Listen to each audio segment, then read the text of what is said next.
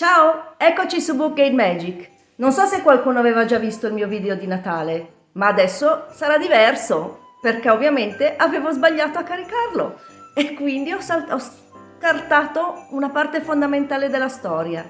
Stavolta, prometto, c'è tutto. E allora, ecco per voi Babbo Natale in ginocchio.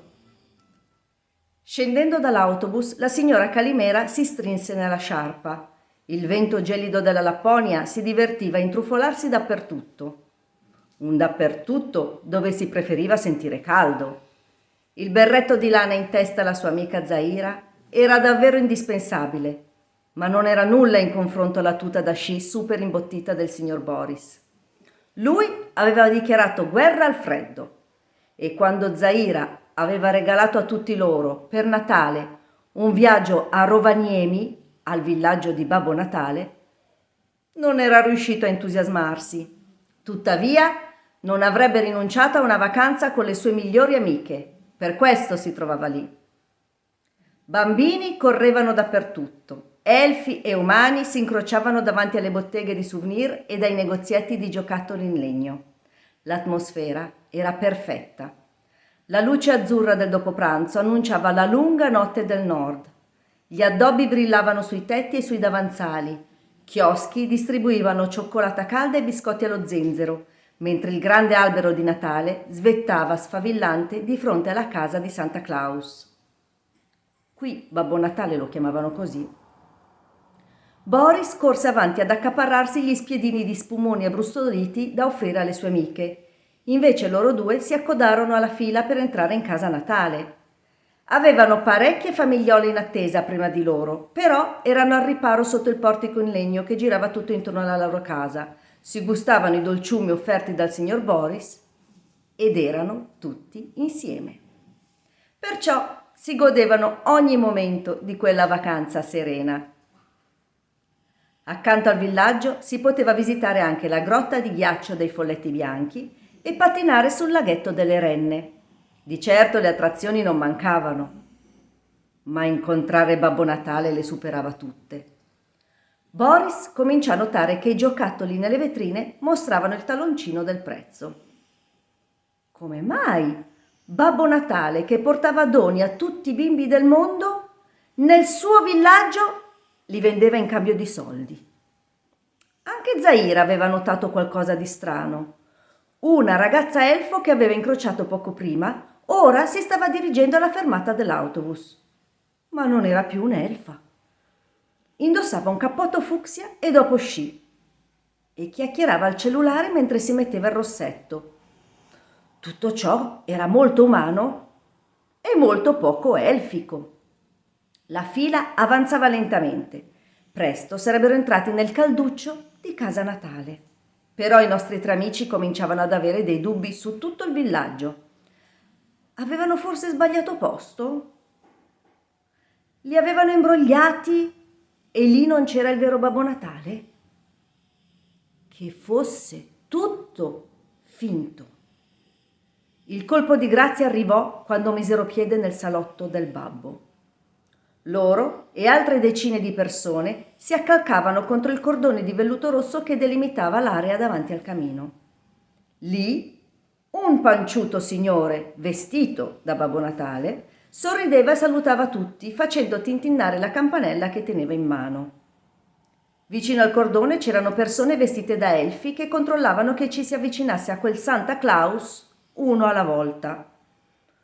Una fotografa elfa scattava le foto e dopo potevi ritirarla all'uscita, pagando con monete sonanti.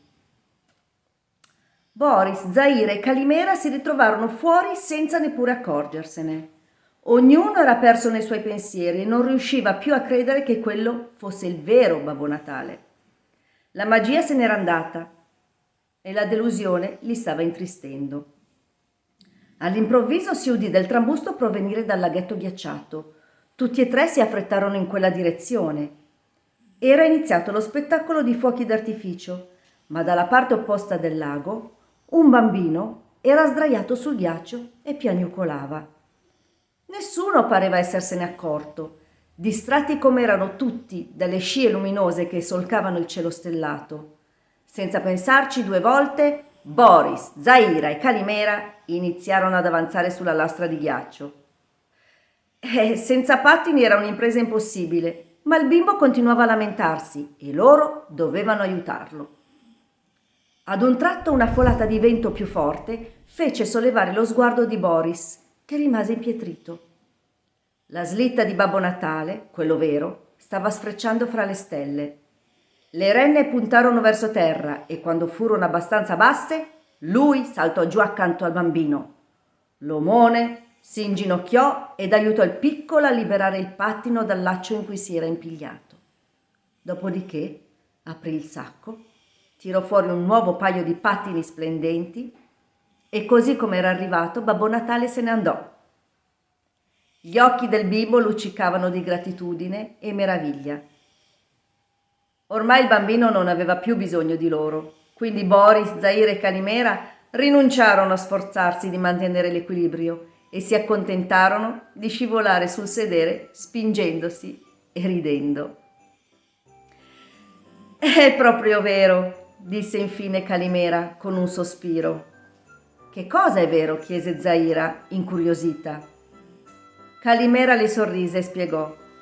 È proprio vero che un uomo non è mai così grande come quando si inginocchia per aiutare un bambino. Su questo furono tutti d'accordo. Si guardarono e si lasciarono cadere con le spalle a terra.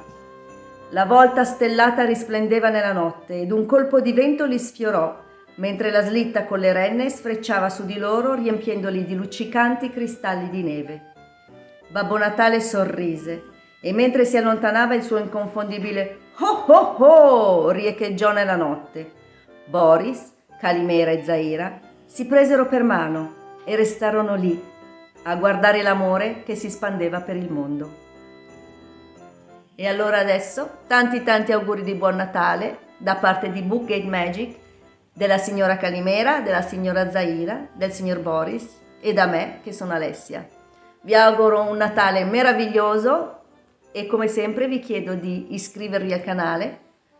Se cliccate sulla campanellina, che è anche natalizia, riceverete le notifiche ogni volta che pubblico una nuova storia.